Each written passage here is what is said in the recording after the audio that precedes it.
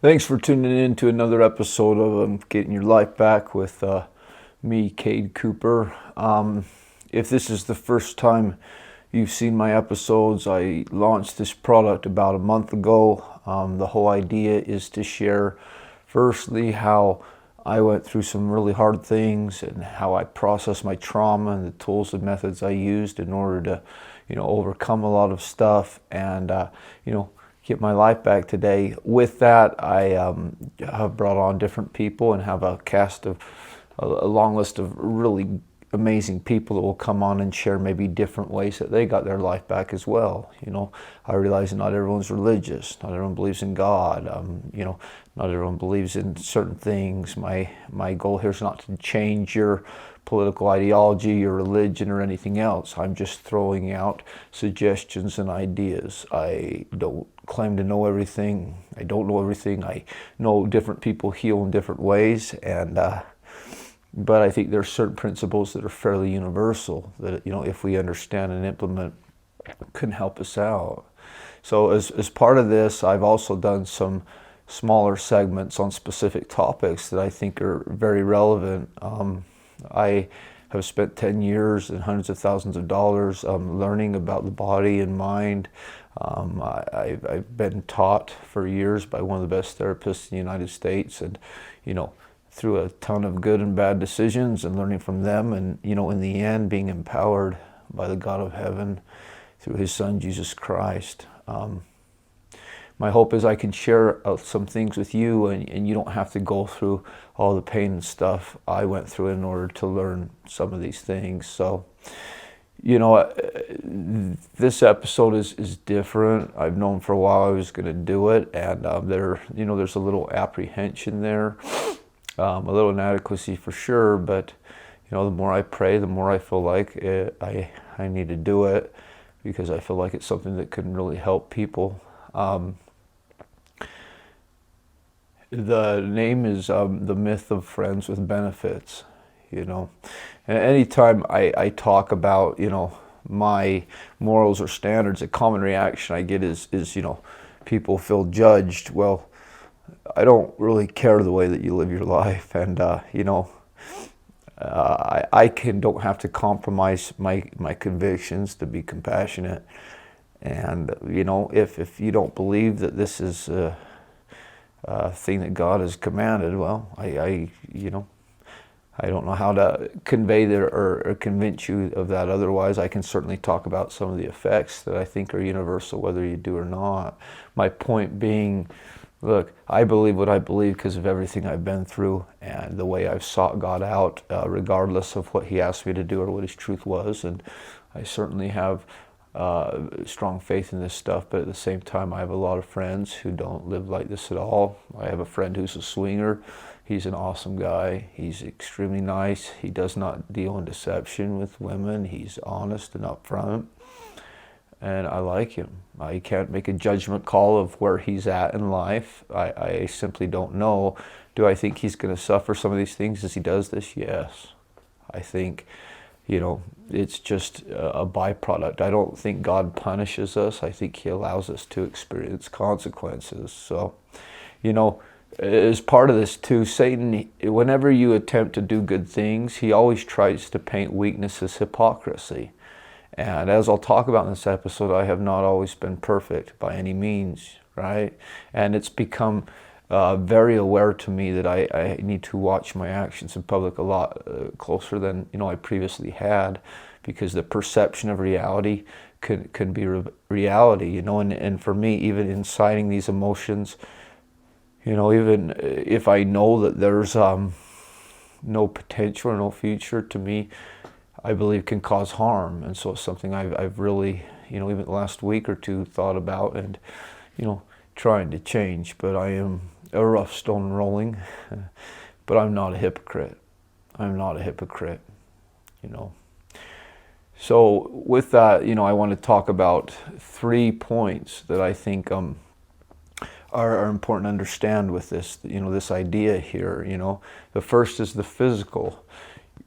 let's use the brain, and let's use addiction as the framework. So in your brain we have two very important parts. We have what's called our prefrontal cortex. Well, that's your part of your brain that you use to make good decisions, right? It's your thinking part, your processing part, your moral compass, among other things. And then you have your side brain, or your limbic system. That's important, and for your appetites, your passions, your desires. It's also designed to keep you alive. Well, if you're drowning and someone is stepping on your head, let's say you have a knife in your hand. Well, most of us would stab that person in the leg in order to live, right? Well, normally we wouldn't just stab someone. If you're going around and stabbing people, you probably need to seek a lot deeper help than my YouTube channel. So, but what would happen is the limbic system would realize your life's in danger. It would on purpose shut off your prefrontal cortex that says, I won't stab someone, and you would stab that person so you would live. Well, in addiction, it gets crossed as well. So the alcoholic goes into a gas station, he's starving, needs food, water, right? He sees alcohol. The limbic system, if he's far enough in his disease, will literally shut down that thinking part, the prefrontal cortex, and he will think he needs alcohol more than anything else. Well, there's two ways. Well, there's one thing that has to happen for a woman to climax. That prefrontal cortex has to shut off. It has to. There's a book called The Female Brain that talks about it in depth. It has to shut off. There's two ways to do that. Well, there's this old joke that, sex is good until you get married, right?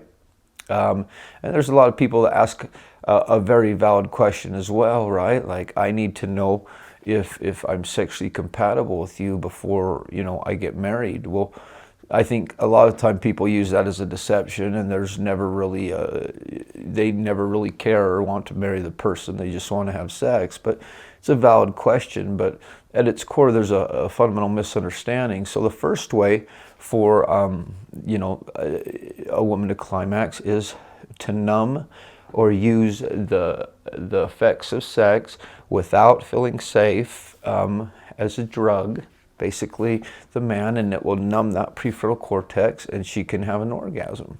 Well, the critical component here is that she needs to feel safe, right?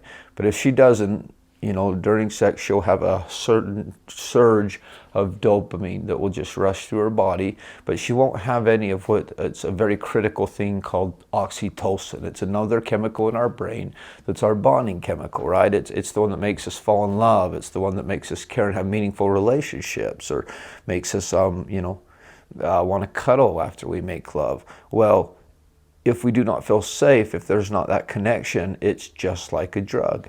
Your brain is flushed with dopamine, and then when you're done, she and the guy will downregulate, right? And it can be very painful. There can be physical withdrawals. There's certainly emotional things that come into play, So, a lot of these guys, and I've heard it for a long time, and guys don't really talk to me like this anymore, but I'm such a stud. I really got her. And I'm like, are you a stud, brother? You used her trauma and you manipulated it, and she used you like a drug and numb, and you did it for your gratification. Well, in the next episode, I'll talk a lot more about the deception men use when dating, but that's one way for it to happen, and the reason why it probably doesn't get as good during sex is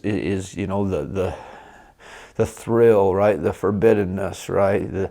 The different things kind of go, right? And we have to start thinking logically about things. We may have a sick child. We may lose a job or something like that. If that connection is not built on safetyness and love, eventually that person is not going to do it for us. They're not going to be a strong enough presence to just numb our pain, and then sex isn't that enjoyable. There's another way. There's a healthy way. There's the way that God has intended, and it's to feel safe, right? The way to have great sex and to help a woman have great sex, and for me, great sex is impossible unless the woman's enjoying it, is to shut off that prefrontal cortex in a healthy way. It's from morning to night to do what she wants done, right? If she wants the dishes done, you do the dishes, right? You take out the trash, you help with the kids if you have kids. This is a hard one, but you give a back rub and you keep it at a back rub, right? Basically, you do whatever you need to do, and so at the end of the night, she has no need for that prefrontal cortex. It shuts down on its own. You're able to have the most fantastic, pleasureful, fulfilling love you've ever made. And after this safety, or this chemical comes into the brain called oxytocin. And with it, you're able to cuddle and feel in love, and you don't downregulate. It offsets that surge in dopamine and creates a very healthy experience. But the science with casual sex is damning. It's not really different than pornography. If you continue in this and connecting and sharing these very powerful emotions and these very powerful actions with people without feeling safe or casually, eventually your brain will stop creating oxytocin. And you will lose the ability to pair bond, meaning these meaningful relationships in any shape or form will start to lose their power. Pornography does the same thing. I work a lot with people that are trying to get over pornography, and for a long time in my life I was heavily addicted to it too. But pornography at its core, it eventually causes people, especially men, to say, hey, women are only here for our gratification. And in extreme, addiction, men don't even want anything to do with a woman. It's just the computer. Well, it's because that bonding chemical, that chemical that connects us, is destroyed, which is oxytocin. So regardless of your ethical or spiritual views on this, the science is fairly indisputable. The second thing we can talk about is the ethical stuff, and as I alluded to, I certainly have not been perfect. I certainly have not been, and I've certainly learned as I've come along the way. But there's just certain things that I just have never done. I've never hit a woman. I've never knowingly tried to manipulate or force a woman or deceived a woman into doing sexually that she didn't want to do. And God is my witness. I'll say it right here with him now, and I feel completely confident. I have at times, certainly, I think ignorantly joked and made jokes or different things that have made women sexually uncomfortable. I think it's probably been a while since I've done that, because I've certainly became aware of that, but it's just not been in me, right? For me to get turned on, what turns me on is if a woman's turned on. I had major rejection trauma early in life, and I could talk another time how I got over that, because I think rejection's, if it's early, and if I don't like someone, it kind of entertains me a little bit, because the only one that matters to me is the one. But what turned me on was knowing that I was turning on my partner and seeing her turned on. Not forcing someone or pressuring, right? Obviously, when we're married, sometimes there's going to be situations, I'd imagine, I have been married before, where one partner's, in the mood and one's not, and I think it's probably a little bit different if one of us is, kind of trying to talk the other one into it. I think where I'm at this point in my life, right, I don't even, when I get married again, probably see myself doing that, It's kind of my job to create that safe environment, and if not, it's just not fulfilling for me, and so that's something I shoot for. But the one thing that there's not a judgment on people, right? I've learned to judge actions rather than people. I deal with people that have been sexually abused, and I deal with sexual abusers, right? I've had assignments where I've had to follow a predator around an organization for months to try and keep him away from the girls. I've done these things, but I don't have respect for deception. I do not, and I see it all the time. And specifically, within my church, the Church of Jesus Christ of Latter-day Saints, we're not doing a very good job, because most of the women I talk to that are members of this church and want to marry a man that's of this church, by and large, the common opinion is that we are the most entitled. We try and act one way, and then when behind closed doors, we act a completely different way. Well, I have been accused of using God to manipulate women more than once, but it is something I have never done, nor will I ever do. If you're using God, if you're acting one way to manipulate his daughters, if there's one thing I know about my Father in heaven, it's he loves his daughters. Good luck. Good luck. But I've got 6 years of a sample size of dating in Utah. Well, they date different, let's put it that way. But here's what I see. Say I like this girl, but she doesn't really like me. But in a moment of weakness, she calls me, right? And we hook up and do whatever, right? And then she feels good for a minute. I feel terrible afterwards because, I miss her and I'm hurting. So I know this girl who likes me that I don't really like, but I invite her to come over and we hook up, do whatever, right? I, for at least a little bit, feel better. Now she's hurt, so she calls up the next person that doesn't really like her, or that likes her, but she doesn't really like, and it's a revolving pattern of using people like drugs. We cannot sit in our pain. Loneliness will not kill you. It may feel like it, but when we're hurting, when we're sad especially, we are the most vulnerable. There's a line in Wedding Crashers, grief is nature's most powerful aphrodisiac. And, this idea of friends with benefits, it looks good on paper, right? A lot of us, when we get out of traumatizing relationships, last thing we want is to jump into a relationship. A lot of us realize we need to heal to an extent before we can jump in, right? A lot of us have such severe trauma, we've have what's called avoidant attachment, where when we like someone, when we get really close to them, our alarms set off in our head and we're not able to let them close because of all the trauma there. But when we're really wanting someone, I think in order to find someone, we have to be in a relationship. I can understand why people are scared, but an interesting part of a relationship is when you get in one, you can choose to get out of it as well, right? But it's hard to heal, right? It's hard to stay alone. It's hard, especially after we've gotten our heart broke. But using people and hurting them in order to make ourselves feel better, I don't believe is the answer. I am in recovery, and I've been involved in the recovery community in Utah for a long time, and I see this in these wonderful meetings, different things we have set up, right, where these guys will be excited and happy. Well, I got clean, I quit drugs, I quit alcohol. Well, but then they use deception to deceive women.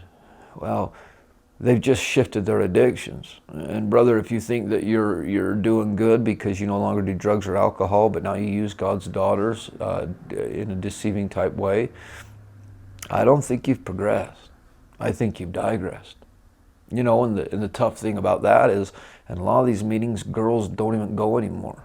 And there is an answer. There is help in this stuff. There are powerful ways to get better, but they don't feel safe because these guys don't realize, or they don't care that, messing with someone with sexual stuff in early sobriety is extremely dangerous. When I got clean, when I first heard about what the true way to get clean, it took me about 6 years. It was back in 2013. I think, clean in 2018. So I've been clean, 3.5 years now, but I would not give up dating. And, I just wasn't healthy enough emotionally to deal with the rapid shifts, intensity, and all the things that come with dating. And despite my best intentions, all I offered to anyone who dated me was pain, because I didn't love myself. And it's not that I was a bad guy, it's not that I was pressuring or deceiving, but if they really like me, we accept the love we feel we deserve, I would just push them away. And so I finally gave it up for a year, right? Well, I have not always been perfect. Like I said, a couple of years ago, I met this gal, and it's just a beautiful gal, and but I've never had anyone just immediately make such a offer. And she was extremely enticing, and it was just extremely accessible. And for 3 months after it happened, I kind of stayed away. It went against my religious convictions, but I got weak. And about 3 months in, I was going through a lot of pain, and I ran into her, and I decided, well, let's do whatever. So we met a few times and messed around, and she'd just gotten out of rehab. And the second time, it just crushed me, and after I talked to her, and we both were in tears, and I was just apologizing. I knew I had used her. I knew that there was no long term with this girl, and she knew that too. But even so, I knew she was in early sobriety, and I knew it was dangerous. I didn't know it was as dangerous as much as I know now. But my actions could have killed that girl, with all of her emotions and different things, and her trying to regulate herself and get stabilized after being on drugs for a long time. And it tore me apart. I got in the car and I drove to my dealer's house, and I remember along the way, obviously I think the prefrontal cortex was shut down, and like part of me was like, this is so painful, I did this. I prayed, and I'm like, God, I need you to help me here. Like, I want to do this, and I'm going to be upset at you if you take it away, but I'm terrified. I'm not thinking right, because of the rush again of all this dopamine without any oxytocin, because of an unsafe experience for both of us. Please help me see what is going to happen. And, he did. And all of a sudden I woke up, and I saw what would have happened had I went down that path. I'm so grateful. I'm so grateful my Father in heaven came and saved me in that situation, because it could have been disastrous. The third thing I want to talk about is God's law. Our Father in heaven, the creator of the universe. And he has decreed that these impulses, specifically having sex outside the bonds of marriage, is wrong. I can't change that. He said that. Your perception of reality does not change reality. And I realize this will upset a lot of people because they don't believe in it, but it's simply the truth. In the Book of Mormon, there's a teaching within our church that's fairly controversial, but it is that, breaking these things or having these relationships outside marriage is like unto murder. Right? And there's only two things that are more serious, we believe. And one is murder, and the other is knowing that God is there and denying him openly after you have a pure knowledge of him. Well, I certainly think murder is much worse, right? And, I think most of us understand that, right? And obviously there's even situations that we have to take lives in war, different things that I certainly wouldn't think compromise murder or self-defense, but in general, just the act of it we know is wrong. Well, why sex? Why would it be there? Because they both deal with life. Most precious thing we have. One is the taking of life, the other is giving of life, right? And we see all the time the effects of the misuse of this power. Casual sex, we have different STDs and they run rampant, right? We have babies having babies now. I think one of the biggest dangers to our society, honestly, is children being raised, without a father or without a mother, or sometimes without either in a household, because, people were not quite ready to take on that responsibility. And I'm not going to judge people in those situations. That's not up to me to do either. But I understand, especially from a therapeutic standpoint, what that does to a child. But why? Why is it so, important? Well, I think sex has been stigmatized, and especially in hyper-religious cultures, and it's dirty and this and that. I don't think it has anything to do with that, is my opinion. I think it's beautiful. I certainly think it can be exploited, and it can be turned into degrading things, for sure. But I think the real reason it's so sacred, the reason our Father in heaven has put certain bounds on it, is because it is godlike power.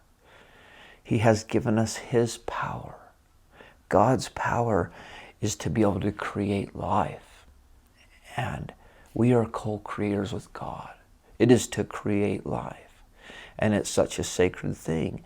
And within the bonds of marriage, with complete fidelity, Not only do we able to enjoy healthy sex where, you know, the oxytocin kicks in, we feel safe, we get to create life.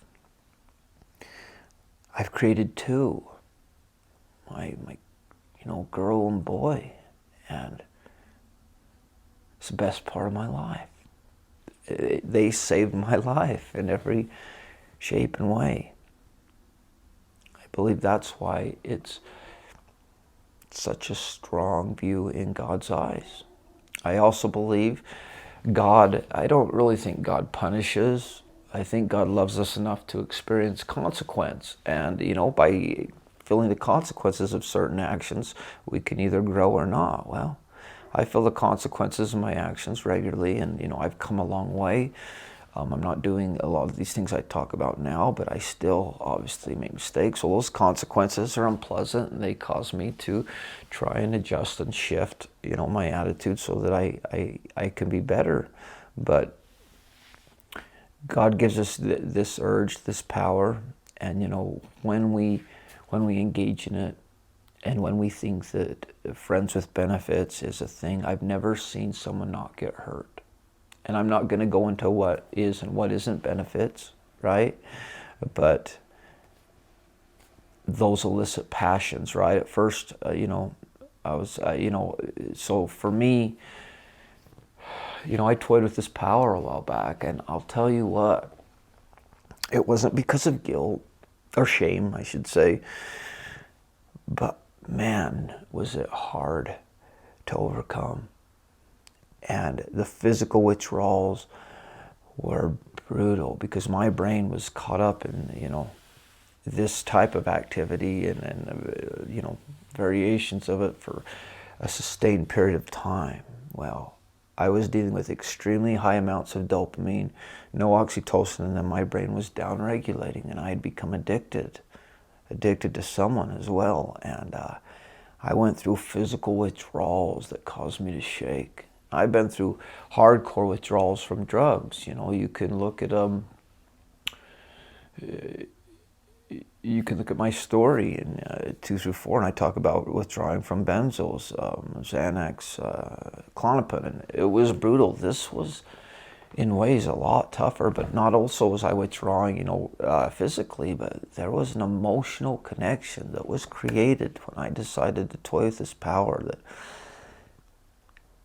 I knew should have been there, because I just knew that we weren't good for each other. I just knew it, and it caused extreme mental anguish and jealousy and pain and hurt. And, you know, as I was praying to God to be able to overcome the situation, because I knew at that point we were just hurting each other, and asking for help, I had made a promise to him. I'm not going to ask out women anymore unless I think there's a possibility of a future. And, you know, for me, it's not too hard to have at least a bit of an idea. Within 5-10 minutes, I typically have a pretty good read. And I know I'm a pain in the butt a lot of times, and I can understand these things. And so I gave that part to God.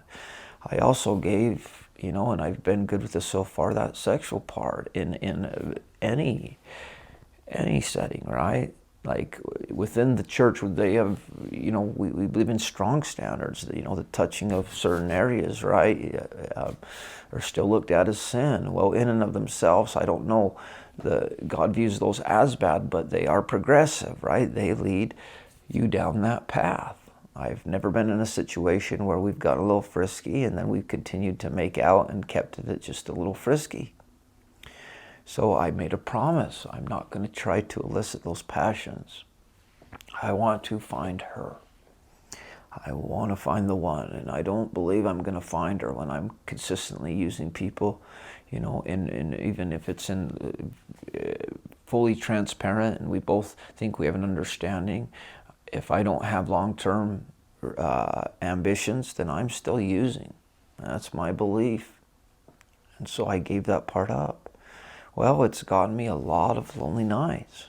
I haven't been on a date in 14 months, you know. I've asked, I think, a couple gals out. One had just gotten a relationship. I found out one wasn't divorced yet. One said yes and then didn't return my call. That happens, and it's totally fine. But, I haven't asked out anyone for a long time now, for probably almost 10 months. And it's just because I know what I want. I understand that if I go out and I say, hey, I'm not ready for anything serious, a lot of time that makes the other party interested. And I don't want to hurt anyone. This is how I date now, right? And, the number one way is C.S. Lewis has a quote.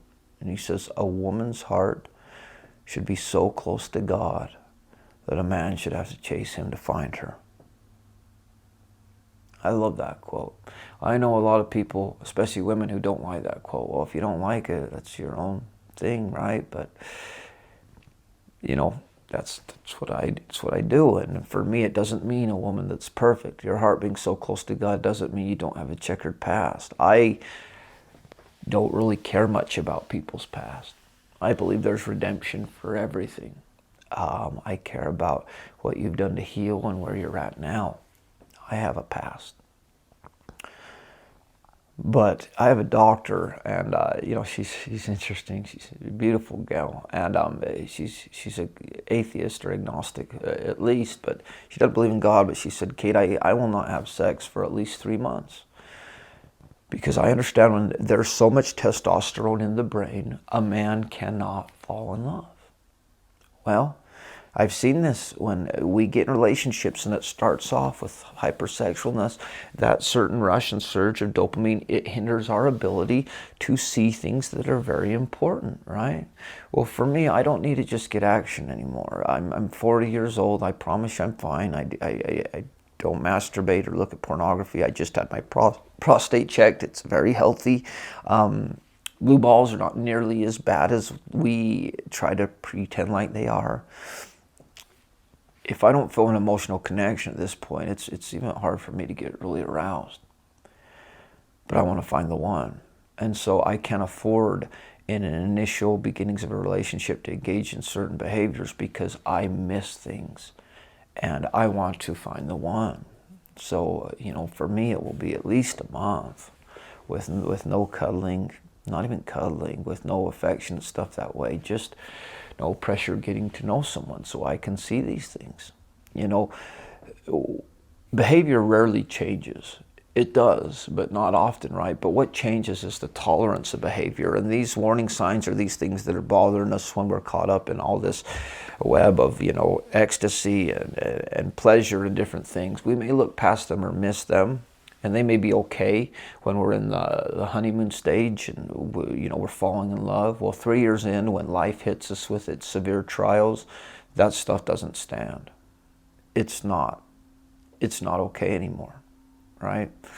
How many guys do I know that marry what they think was their trophy wife, and then 3 years in have an affair with their secretary that they were never attracted to and think it's the most passionate, wonderful thing that's ever happened? So I'll wait, and for me, I think when guys are 70, 80, or when we're dying, at that point, we probably are, hopefully don't base our life and our worth upon the conquests we've had. All right, I'm glad I slept with that many women. It's time to go. I'm glad I made this much money, right? I don't want to be alone the rest of my life, and God has graciously given me an assurance I won't be. And I'm extremely grateful for that, but it's up to me to prepare myself. It's up to me to put myself in the right situation so that I can get the type of person I want. The woman I want wouldn't want a man who's just, sharing different parts of this with multiple women. She just wouldn't. And, I'm the same way. With that, I also, the moment I kiss someone or the moment I engage in cuddling behavior, we're in a relationship. That doesn't mean I'm going to rush things at all. I go 2 for 3 months if I need to, but I don't share that part of me with someone and have them share it with someone else at the same time. It's sacred. It's special to me. I value myself. I don't want to share that and then be like, hey, what are you doing Thursday night? And have you be like, well, I may have something, I'll let you know. We all know what that means. I may have another date. There may be someone I want to, hang out with. I might like them more. I don't like how that means. And so I can wait quite a while before getting to know someone. Before we engage in that, it's probably an understanding that, hey, as long as we engage in whatever, right, let's not do it with other people, you know? That's the way I do things. When I'm focused on one person, my focus is on one person. I've done the dating apps. I've done them, not much, probably, a month out of 6 months, and I'm not saying that they don't work. I've seen people find people and be very happy, but I think it complicates and makes things a lot harder. The advent of social media and being able to hit up whoever you want at any time, right?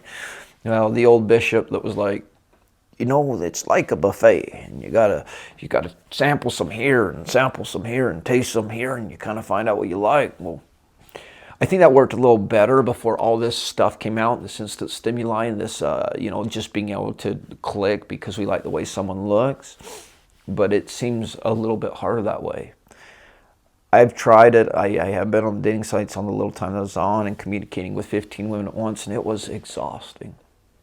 I don't think it was very fun, but there was no way, if there was a special one, I would have had the capacity, brain power to give that potential relationship the attention it needed to see if it would come to fruition, because I was looking at every which way. And we get addicted to the attention of it, and it's a very real thing.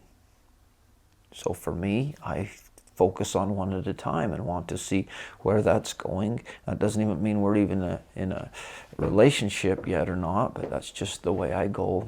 I want to find the one. I was talking with my therapist, a few years ago, and I was hanging out with this gal this one time. I'm like, man, I swear she wants me to relapse. She wants to see me high. He's like, Kate, she's already seen you high. What do you think is happening when you're engaging in these risky sexual behaviors and you don't feel safe? Where do you think your brain's at? And I realized he's right. It's the same exact thing. Arguably, it's worse, right? Excessively high amounts of dopamine without anything else, and it creates these very tough situations to deal with. Well, now I want to give up everything to find her. Sex is important, and safe stuff is a very vital, critical aspect that I think is a beautiful part of that, but I'm certainly not going to spend my whole life doing it. There's all these other things that come into play. Support, feeling loved, feeling, like someone has you, being united in goals, being evenly yoked. It is not easy doing things by yourself at this age. It's not easy being a single father. It's not easy doing this endeavor. It would be better with the right person. So I've made a promise to God that I'll give up all that other stuff to find her. And, for me, hopefully the next woman I'm intimate, the next woman I make love with will be the last. I can't control that completely, because, I certainly have been very careful about getting married again, because I do not want to get divorced again. It was brutally hard. But I think I will be very hard to divorce, because I've learned a ton, right? I understand women don't want solutions. They want their emotions to be validated. I'm a very hard person to argue with for long or fight with. I've learned how to deal with conflict. I understand the healthy way to shut off that prefrontal cortex. But having done all that, people still have their free agency, and I can't say if I get married that it will last and we share that, but at the very least I can say this. I will wait until I am married in God's law before I make love to someone. And I will do it in God's temple, where I could be sealed for time and all eternity to that woman. That's the fundamental core of the belief within the Church of Jesus Christ of Latter-day Saints. Our families are forever. And we don't use the verbiage "till death do us part," but for time and all eternity. I don't believe for the life of me God gave us these beautiful connections and relationships where we can love each other romantically and support each other in these relationships with father and children, where we care so much in the next life, we don't see each other like that, or we're just brother and sister. I don't believe that at all. I believe that the whole point of it is to unite families, right, and keep families together. Well, there's only one situation which I wouldn't get married in the temple, and that's if I fell in love and married a woman who's already been married in the temple and sealed to another man, and he's passed away, and I can't be sealed to her in this life. That's something I would do.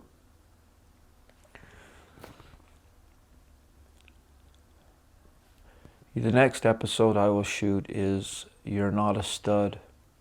You're using her trauma for your gratification. And part of, as I've, for the most part, most all of my divorce, and especially the last long time, I've been able to be friends with beautiful women and not take it any further than that. When I go out in public to different functions, and guys will say, you've got all these girls around you, and guys, I have spread stuff about me all the time that I'm getting with them. The truth is I've dated maybe 1% of them, if that. Well, they come and they talk with me because I'm nice to them.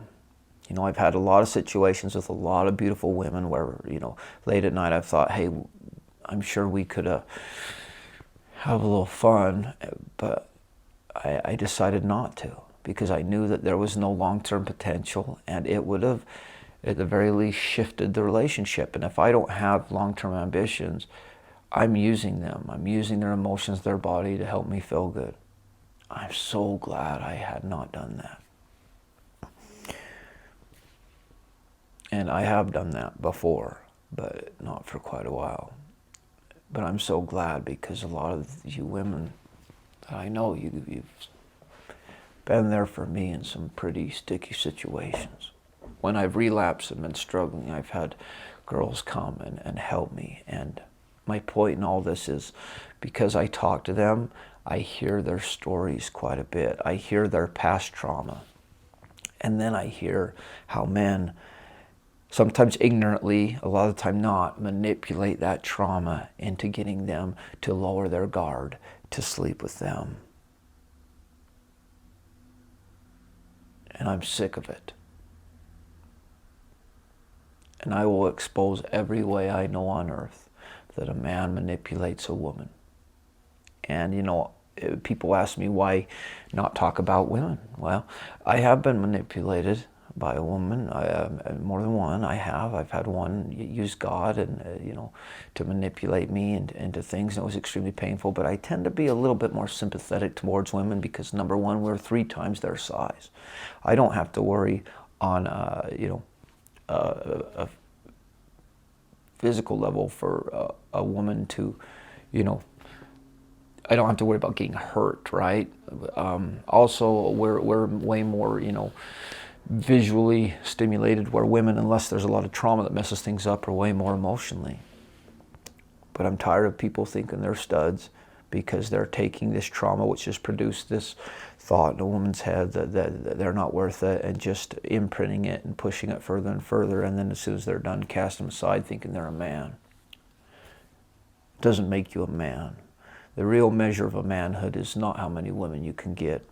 It's how many women you can get to see their self-worth. John Gottman has a book, and he is what I consider the foremost authority on relationships in our day. And one of his, I think he calls it his Sistine Chapel, is The Man's Guide to Women. At one part, he talks about this seminar that he ran, and he has a bunch of men and women, and he asks a question: in the past 30 years, how many women have feared for, or how many men have feared for their life? Maybe 6 out of 30 raise their hand. Well, in the past year, maybe 2. Past month, 0. Week, 0. He asks the same question to the women. The past 30 years, every woman raises their hand. Past year, every woman raises their hand. Past month, every woman. Past week, every single woman had feared for her life in the past week. I had no idea that they feared like that. What a gift we can give to help a woman feel safe. My hope is, that we can heal by jumping into something sexually, emotionally with someone in order to numb that will not speed up your healing. In fact, it will do the opposite, and it will be at the expense of someone else. I'm grateful today. This has been one I've tried to shoot 4 times. Hopefully it renders properly. Hopefully I feel like this is what God's wanted me to share. I put a lot of time and thought and prayer into these things, and I'm not always loving what some of the stuff that I feel I should talk about, but in the end, I've learned that when I listen to the promptings I get from Him, it works out pretty well. It's not always fun in the immediate, but if you like my content, if it resonates with you, if you want to check out more, you can get on my YouTube channel, Getting Your Life Back with Kate Cooper. I stream this primarily through that, but I also have it on the streaming services, Spotify and Apple, and what's the other big one? I keep forgetting it. Amazon, and there's another one as well. Anyway, if you want to check it out that way, you're welcome to. If you like my content, if you have a YouTube account or just a Gmail account, you'll be logged in. You can click the subscribe button. It's red. It's right on my video, and then you'll be notified of future content. But I want to help. I finance this thing. It's my money. I put a lot of time, money, and effort into it. I'm not making any money off of it. I'm just trying to share what I think will help. If this helps you, if it resonates with you, if you think it will help people, please share it. I've had a lot of people ask, are you doing one-on-one work or offers for life coaching? Well, no, I do one-on-one work, but as of now, it's just volunteer work that I do with organizations that I've been involved with. I don't have the time or methods right now to do heavy one-on-one work, but if I have time, I am willing right now, as much as I have time, sometimes I don't, to try and kind of discuss with people some of their stuff. I do know wonderful people in all areas of healing people. I know wonderful therapists here in Utah and outside of Utah that are phenomenal. I know people that are experts with the human body and healing. I did an episode with one of them, Ryan Brinkerhoff. I have a lot of resources, and so I will try to kind of send you there. But in the end, it's up to us to heal. It's up to us to heal. A lot of these bad decisions we make and the way we use people and these coping mechanisms, they're the results of trauma. They're unresolved trauma, and really, we're just trying to cope. But I do not believe that trauma in and of itself is a full-on excuse for terrible behavior. I just don't. It certainly can be a contributing factor, and it helps me be more compassionate with people, but in the end, only you can heal. Today, my life is beautiful. It's not easy, but it's beautiful. I have peace, and I was kind of pushed into getting healthier quicker, and by the way, I don't think I'm all the way healed. I think what makes me healthy is I realize the areas in which I'm unhealthy, and I'm in a constant state of mind where I want to overcome those things, because the healthier I am, the more happy I am, the more I can help other people. But for me, I was so caught in drug addiction that eventually I realized I was going to die from horrible decisions, and my 2 little kids were going to grow up without a dad. And so, I made the right decision. Well, a lot of people in my situation didn't make the same decision and aren't here anymore. I've lost a lot of them. But this life is not about just, getting by, hanging in there. It's about thriving, living, treating each other with respect, treating each other's bodies with respect. Not using other people to numb our pain. And regardless if you believe in this as far as God's commandment or not, if you engage in it, the physical and other aspects are still going to happen. You'll be happier. You'll be happier. In the end, if we find that one person, we can share this within a safe, loving environment and truly understand and appreciate this beautiful power and all the ways that it was God intended to. Thanks for tuning in today. Let's get our life back.